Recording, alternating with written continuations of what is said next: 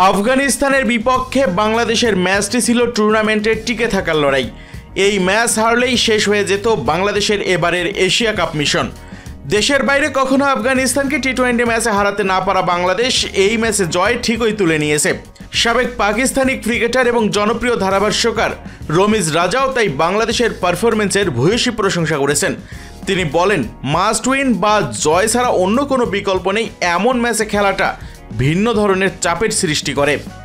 রমিজ রাজা মনে করেন, চাপ অনেক সময় দলের জন্য ইতিবাচক ফল নিয়ে আসে, যেমনটা বাংলাদেশের ক্ষেত্রে হয়েছে। কারণ এমন পরিস্থিতিতে ক্রিকেটাররা জেতার জন্য মরিয়া হয়ে ওঠে। বাংলাদেশের ক্রিকেটাররা এই চাপ সামলে দারুণ পারফর্ম করছে। রমিজ রাজা নিজের ইউটিউব চ্যানেলে বলেন, মাস্ট উইন ম্যাচে বাংলাদেশ খুব ভালো ক্রিকেট খেলেছে। মাস্ট উইন ম্যাচের চাপেই অন্যরকম। এই চাপ অনেক সময় কাজে আসে, যেমন আজ বাংলাদেশের হয়েছে। কারণ জেতার জন্য মরিয়া থাকে তখন।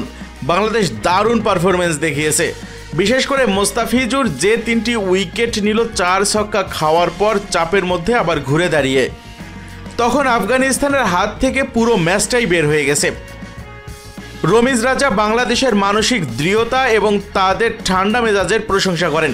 এমনকি এরকম চাপের ম্যাচেও নাসুম লিটনদের এমন ঠান্ডা মেজাজ দেখে তিনি অবাকই হয়েছেন।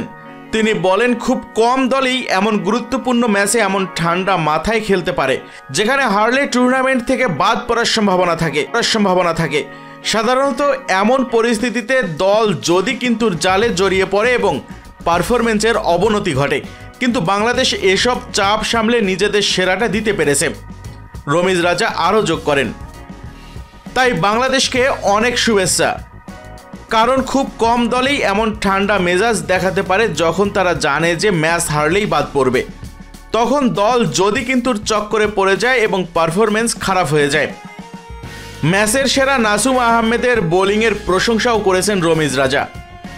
তার মতে, এই ধরনের উইকেটে নতুন বলে স্পিন করা বেশ কঠিন, কিন্তু নাসুম তার লাইন এবং লেন্থের উপর দারুণ নিয়ন্ত্রণ দেখিয়েছে।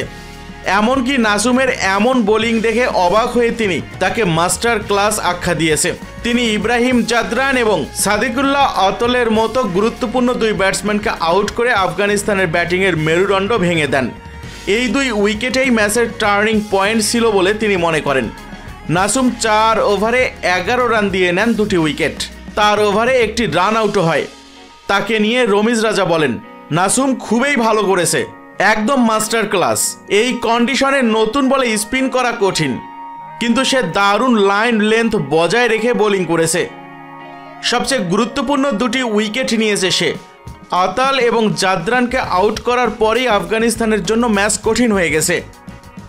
এছাড়া রমিজ রাজা আফগানিস্তানের ব্যাটিংয়ের দুর্বলতা তুলে ধরে বলেন, তারা রান তাড়া করার ক্ষেত্রে এখনও পিছিয়ে আছে।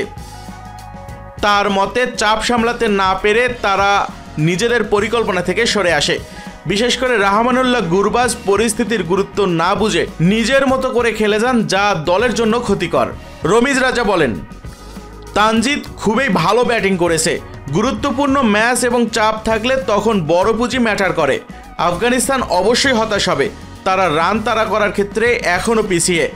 আমার মনে হয় অনেক চাপ নিয়ে নেয়, তখন তাদের পরিকল্পনাও ভেস্তে যায়। সবাই নিজের মন মতো করে খেলতে শুরু করে। গুরবাজ পরিস্থিতি না বুঝেই সবসময় নিজের মতো করে খেলে যায়। তবে ওমর জাই ভালো খেলেছে।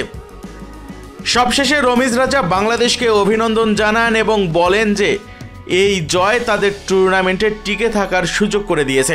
তিনি বলেন, যাই হোক, বাংলাদেশ ম্যাচ জিতেছে এবং এখনও নিঃশ্বাস নিচ্ছে।